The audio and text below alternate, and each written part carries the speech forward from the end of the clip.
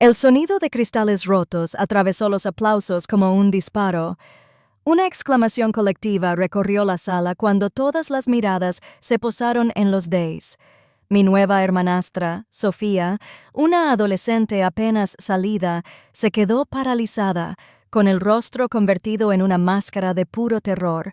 Su mano, temblorosa, me señaló directamente. El micrófono frente a su padre captó cada susurro horrorizado.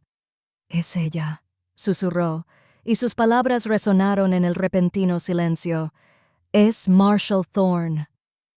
Mantuve una expresión completamente neutral, con las manos descansando tranquilamente sobre mi regazo, incluso cuando mi mundo amenazaba con desmoronarse. Apenas una hora antes, la única arma en la habitación era la crueldad practicada de la voz de mi padre. Entré en ese salón de recepciones, sintiendo el peso familiar de la obligación, como un fantasma asistiendo al banquete de un hombre que se había pasado la vida intentando olvidarme. Me recibió con una sonrisa que nunca llegó a sus ojos, una sonrisa de artista. Conocí a mi padre, Robert, un hombre que construyó su mundo sobre las apariencias perfectas. Me rodeó los hombros con un brazo, su agarre más como una jaula que un abrazo, mientras me presentaba a la familia de su nueva esposa. «Esta es mi primera hija, Anya», anunció, con un tono que destilaba falsa calidez. «Tiene un pequeño y discreto trabajo administrativo para el gobierno de Washington, D.C. Muy estable. Saint». La palabra quedó suspendida en el aire, la misma que él usaría para una mesa sólida. Pensé en las noches pasadas en salas de informes, el peso de las vidas en juego, la presión constante de mi trabajo real. Pero aquí, yo era simplemente estable, una nota al pie sin interés en su gran nuevo capítulo. Era solo otro ladrillo en el muro que había estado construyendo entre nosotros desde que era niña. Más tarde, subió al escenario, disfrutando de los focos, como un rey en su reino forjado. Levantó su copa de champán. «La mayor alegría de un padre es ver cómo su legado cobra forma», comenzó, con la voz resonando de orgullo. Se me encogió el estómago. Sabía que se avecinaba una actuación, y sabía que mi papel sería el pasado silencioso y olvidado. Lo vi rodear a Sofía con un brazo cariñoso, acercándola a mí. Y Sofía sonrió radiante. «Estoy tan orgulloso de finalmente llamarte mi verdadera hija». Las palabras eran como una cuchilla limpia y afilada. Luego, con un gesto de desdén, me señaló vagamente con la mano, un gesto de apartar algo desagradable. Algunas cosas en la vida son solo errores de los que se aprende. La multitud se movió, pero él simplemente sonrió más ampliamente, indiferente a la ejecución pública que acababa de realizar. Una furia fría y silenciosa comenzó a crecer dentro de mí. No solo me había insultado, había intentado deshacerme. Pensó que esas palabras serían el corte final, el acto definitivo de borrarme de su vida.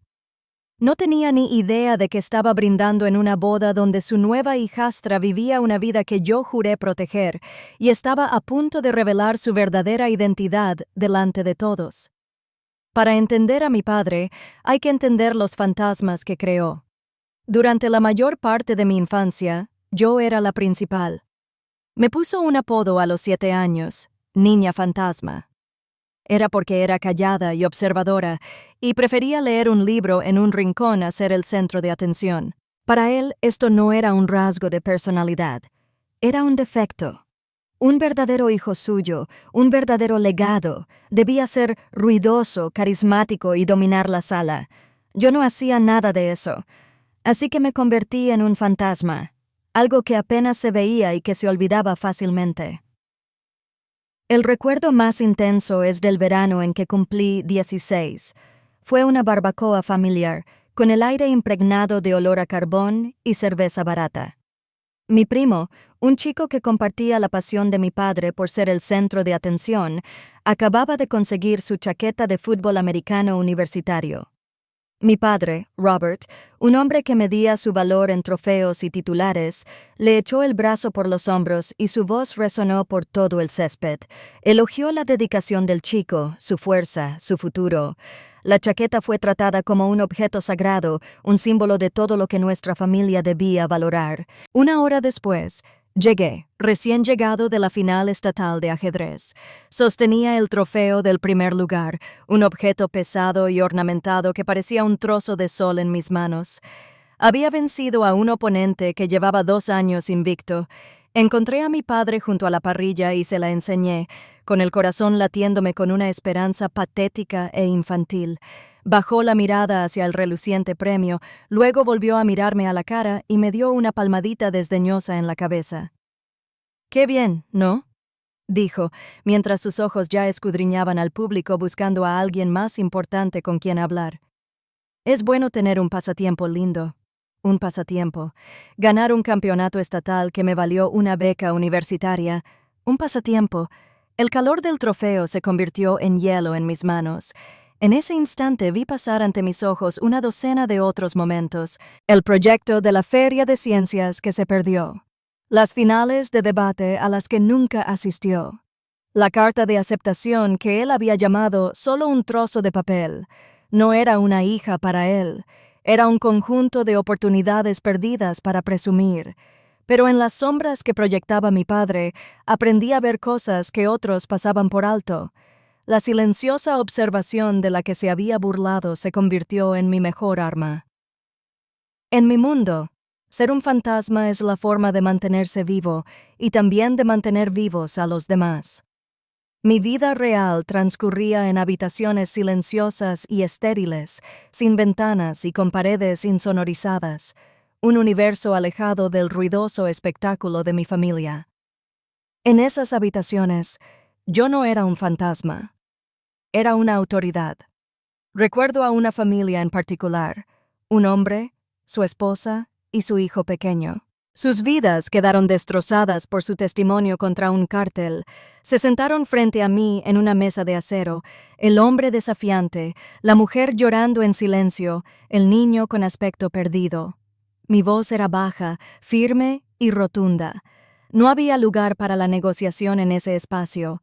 Desde ese momento, les dije, sus antiguos nombres han muerto, todos sus amigos, todos sus recuerdos publicados en línea, todas sus cafeterías favoritas, todo se ha ido. No tendrán contacto con su vida pasada. Sus nuevas identidades están selladas bajo el título 18, sección 30, FAR Som 521 del Código de los Estados Unidos. Reflexioné sobre ello. El hombre empezó a protestar. Su miedo se transformó en ira. Quería discutir, aferrarse a un pedazo de la vida que había perdido. Levanté una mano y se quedó callado. «Tienes que entender», continué con la mirada fija, «no soy tu amigo, no soy tu terapeuta. Soy el alguacil federal responsable de tu seguridad. Mi trabajo es mantenerte con vida. Tu trabajo es escuchar cada palabra que diga y seguir mis instrucciones sin cuestionarlas. Las personas contra las que testificaste no dejarán de buscarte. Los protocolos que les doy no son sugerencias. Son lo único que impide que su hijo crezca y que todos ustedes terminen siendo una advertencia en las noticias de la noche. No fui cruel, pero sí firme. Mi carácter tranquilo, el que mi padre veía como una debilidad, me permitió dominar la sala con una calma inquebrantable. Mis palabras no eran un pasatiempo, eran la ley. Esta era la vida que mi padre jamás pudo comprender. Todo su mundo se basaba en la apariencia superficial, y ahí es donde entró en escena su nueva esposa, Clarice. La vi varias veces antes de la boda. Clarice, una mujer que parecía diseñada para ser la anfitriona perfecta, con una sonrisa impecable y una mirada vacía. Ella era su segunda oportunidad, la pieza central de la familia fotogénica perfecta que siempre había anhelado. Para que esa segunda oportunidad se sintiera real, para que fuera pura, el primer intento tuvo que ser oficialmente catalogado como un fracaso. Y yo era la prueba viviente de ese primer matrimonio fallido. Era un hilo suelto en el tapiz perfecto que él intentaba tejer. Borrarme, despedirme y finalmente reemplazarme con Sofía no fue solo un acto de crueldad. Fue un paso necesario en la meticulosa construcción de su nuevo legado. No solo estaba consiguiendo una nueva esposa, estaba intentando sobreescribir su propia historia. Durante años había aceptado los dos mundos. Yo era el fantasma en su casa y la autoridad en la mía. Pero cuando recibí su invitación de boda, me di cuenta de que esos dos mundos estaban a punto de colisionar con la fuerza de un ariete. La invitación llegó un martes. Era un sobre grueso color crema, con mi nombre escrito con una elegante caligrafía que parecía una especie de burla. Por un momento, me quedé mirándolo, la prueba física de que mis dos mundos estaban a punto de colisionar. Pero al leer el nombre de la prometida de mi padre, Clarisse Dubois, saltó una alarma diferente. No era un recuerdo, sino un destello de instinto profesional, un nombre grabado en mi mente durante la revisión de un caso a altas horas de la noche. Esa noche, en la tranquilidad de mi oficina, busqué su nombre en la base de datos restringida de testigos. Sentí un frío terror familiar mientras el sistema procesaba mi consulta. Entonces apareció un archivo. No solo se me heló la sangre, sentí como si se me hubiera congelado. Clarisse Dubois era la viuda de un informante de bajo rango del sindicato que había tenido un final muy predecible y muy violento. Pero la información crucial era una referencia cruzada en el expediente. Su hija Sofía había formado parte de un programa de reubicación de alta prioridad. Era socia protegida de un testigo clave en ese mismo caso, un testigo con nombre clave Nightingale. Mi padre, en su búsqueda desesperada de la foto familiar perfecta, se había topado sin querer con un caso federal de protección de testigos. No tenía ni idea del peligro que traía a nuestras vidas. A la mañana siguiente, estaba en la oficina de mi subdirector superior, Evans, un hombre de principios y principios que se centraba en resultados, no en emociones. Le expliqué la situación no como una hija con un problema, sino como un alguacil que informaba de un posible compromiso. Señor, la hija de un testigo protegido se casa con mi padre biológico. Su perfil público y su constante necesidad de validación en redes sociales constituyen una grave violación del protocolo. El rostro de Evans estaba sombrío. El protocolo es claro, Marshall. Corte todo contacto de inmediato. Reevaluaremos su seguridad, pero ya había probado los escenarios. Con el debido respeto, señor, repliqué con voz firme. A mi padre le encanta el público. Mi repentina e inexplicable ausencia de su boda generaría más preguntas que mi silenciosa presencia. Sería una anomalía aún mayor. Presenté mi estrategia. Lo mejor era asistir, mantener mi frágil fachada como asistente administrativo y ser sus ojos y oídos sobre el terreno. Podría controlar la situación. Evans escuchó con expresión indescifrable. No oía mi dolor personal. Estaba analizando la lógica táctica, sopesando cada riesgo. Finalmente, asintió lenta y deliberadamente. Tienes razón, Marshall, admitió, pero su aprobación no fue un consuelo, fue una serie de órdenes. Pero no irás solo. 2 agentes estarán como invitados. Llevarás un rastreador y un equipo de extracción estará listo. Esta es una misión de observación, no una reunión familiar. ¿Entendido? Quería una audiencia para mi humillación. No tenía ni idea de que su boda estaba a punto de convertirse en una operación federal clasificada. Y yo no asistía como su hija, sino como la alguacil a cargo. La recepción de la boda estaba en su apogeo, una actuación de alegría meticulosamente orquestada. Desde mi pequeña mesa en la esquina, tenía una vista clara de todo el salón, las salidas, el escenario y a los 2 hombres a quienes solo conocía como Mark y David. Para todos los demás eran solo un par de invitados elegantemente vestidos disfrutando de la barra libre. Para mí eran mis colegas, mi vigilancia, sus posturas relajadas, una clase magistral de engaño profesional. Podía sentir el peso frío y discreto del rastreador contra mi piel, un recordatorio constante de que esto no era una reunión familiar, era una misión. Mi padre, Robert, subió al escenario como un héroe conquistador, bañado por una cálida luz dorada que parecía seguirlo a todas partes. Estaba en su salsa, el rey de un reino construido sobre brindis con champán y un encanto superficial, y estaba a punto de pronunciar el discurso de su reinado. Empezó con un chiste autocrítico ensayado que hizo reír al público en Kew. Elogió a su nueva esposa, Clarice, pintando una imagen de un amor que era su destino, su verdadero norte. Cada palabra fue pulida, cada pausa en el momento perfecto. No sentí nada más que un frío desapego analítico. No estaba observando a un padre. Estaba observando a un sujeto, notando los patrones de su narcisismo, la predecible curva de su necesidad de adoración. Entonces su atención se desvió. Atrajo a su nueva hijastra Sofía hacia el centro de atención, rodeándola posesivamente con el brazo. La mayor alegría de un padre. Tronó, con la voz cargada de emoción forzada. Es ver cómo su legado cobra forma. Ver a un hijo que realmente refleja lo mejor de ellos. Un nudo de algo viejo y cansado se me apretó en el estómago. Sabía lo que vendría después. Este último despido público fue la culminación de toda una vida de ellos. Pero esta vez, las consecuencias no eran mías y no las tendría que soportar yo sola. Observó a la multitud. Su mirada me recorrió como si no fuera más que una parte del papel pintado.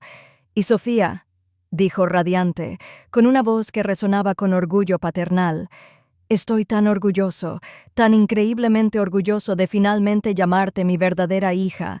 Sus palabras, que pretendían ser el clímax de su momento perfecto, se convirtieron en el detonante. Mientras hablaba, los ojos de Sofía, brillantes de lágrimas de felicidad, se apartaron de su rostro y comenzaron a escudriñar a la multitud que lo adoraba. Y entonces me encontraron. Su mirada se cruzó con la mía a través del salón. Por una fracción de segundo solo hubo confusión. Entonces el frágil artificio de su nueva vida, la identidad cuidadosamente construida, la seguridad, la ilusión de normalidad, se hizo añicos como un cristal. La feliz hijastra se desvaneció. En su lugar había una testigo aterrorizada que miraba fijamente al alguacil federal que la había procesado en el programa. La mujer que guardaba todos sus secretos. Su sonrisa no solo se desvaneció, sino que se le arrancó del rostro, reemplazada por un horror boquiabierto. Mi propio entrenamiento se activó al instante. No vi a ningún familiar. Vi un activo comprometido. Mi monólogo interno fue frío y claro, incumplimiento de protocolo inminente, activo desestabilizado, y entonces gritó. No fue fuerte, pero fue lo suficientemente agudo como para romper el ensoñador ambiente. La copa de champán se le resbaló de los dedos, haciéndose añicos en el escenario. El micrófono, aún activo, captó el sonido y luego su susurro desesperado y aterrorizado. «No. ¿Qué haces aquí?» Me señaló con un dedo tembloroso, con todo el cuerpo temblando. «Es Marshall Thorne». El nombre, mi nombre, resonó por el salón, amplificado en una declaración. Se desató el caos. Clarice se abalanzó sobre mí, agarrando el brazo de su hija y siseando. «Sofía, cállate. Silencio». Pero ya era demasiado tarde. El daño ya estaba hecho. Su pánico frenético solo confirmó su propia complicidad. Mi padre me miró fijamente, con su sonrisa perfecta congelada en el rostro, incapaz de procesar la nueva información. «Marshall», tartamudeó al micrófono, mirando del rostro aterrorizado de Sofía al mío. «Tranquilo». «¿De qué está hablando? Anya trabaja en entrada de datos». Fue entonces cuando Mark y David se pusieron en marcha. La ilusión de los invitados casuales se desvaneció, reemplazada por una eficiencia escalofriante. Se abrieron paso entre la multitud silenciosa y atónita, con movimientos fluidos y decididos. «Eco de código», dijo Mark en voz baja, en su muñeca, con una voz apenas un susurro, pero con el peso de una autoridad absoluta. Tenemos una brecha. Repito, la tapadera de los activos ha sido descubierta. David ya estaba en el escenario, flanqueando a Clarice y Sofía. Su presencia era una barrera silenciosa e inamovible. Mi padre se quedó solo bajo los focos, un rey cuyo castillo acababa de derrumbarse a su alrededor. Me miró con una expresión de desconcierto absoluto e impotente. En su mundo, el poder era ruidoso y visible. No podía comprender la autoridad silenciosa e invisible que acababa de tomar el control de toda su realidad. Mi padre se había pasado la vida haciéndome sentir invisible, pero en un instante, todos en la sala me miraban, comprendiendo por fin que la persona más poderosa no era el hombre en el escenario, sino el error que intentaba olvidar. Tras el incidente, un profundo silencio se apoderó de la recepción destrozada. El caos se había evaporado tan rápido como había comenzado, reemplazado por la silenciosa y desconcertante eficiencia de mi profesión. Mis colegas, Mark y David, ya no eran huéspedes. Eran agentes federales gestionando una brecha de seguridad. Se movían con una serenidad decidida que parecía absorber todo el aire de la sala. Una histérica Sofía y una venenosa y furiosa Clarice fueron escoltadas por una entrada lateral. Su nueva vida perfecta se disolvió en un informe clasificado de incidentes. Mi padre, Robert, se quedó solo en el escenario. Los focos que una vez lo habían glorificado ahora parecían burlarse de él, iluminando su absoluta humillación. El rey estaba solo en su castillo en ruinas. Finalmente, bajó del escenario a trompicones, con la mirada clavada en mí, con una expresión desesperada y desconcertada. Se dirigió hacia mi mesa, abriendo y cerrando la boca, farfullando preguntas sin respuestas fáciles. Enya, ¿qué era eso, un mariscal? ¿Qué está pasando? Por un momento, pensé que me alcanzaría, que tendría que soportar una última y desastrosa confrontación. Pero entonces, David se interpuso en su camino. Un muro cortés, pero inamovible de deber profesional. Mi padre se detuvo en seco. «Señor», dijo David, con una voz respetuosa y desprovista de emoción, «nos pondremos en contacto». No era una amenaza ni una promesa, era la constatación de un hecho. Se había trazado un nuevo límite, una línea que mi padre no podía cruzar. El muro profesional que nos separaba ahora era físico y absoluto. Simplemente me levanté y me marché sin mirar atrás. Los meses siguientes fueron un torbellino de informes, reuniones informativas y el meticuloso y minucioso trabajo de reconstruir un perfil de protección de testigos destrozado. 6 meses después de la boda, me encontraba en la oficina del subdirector Evans. Me miró desde el otro lado de su gran escritorio de caoba, con una expresión tan indescifrable como siempre. La agente y su familia han sido reubicados con éxito bajo una nueva identidad, declaró con un tono estrictamente profesional. El coste de la filtración fue considerable. Dejó que eso flotara en el aire por un momento, el peso tácito de la imprudencia de mi padre. Luego me deslizó un expediente delgado por el escritorio. Tenía mi nombre. Tu gestión de la situación bajo extrema presión fue ejemplar, Marshall, continuó. Convertiste una catástrofe potencial en una demolición controlada. Este es tu ascenso a un puesto de supervisión. Felicidades. Te lo has ganado. Mi nuevo mundo era una sala de reuniones, no un salón de baile. Mi nueva familia era un equipo de alguaciles dedicados que me miraban con un respeto que mi padre jamás había sido capaz de tener. Eran atentos, estaban concentrados y estaban pendientes de cada palabra mía, no por mi apellido, sino porque mi competencia era algo en lo que podían apostar su vida.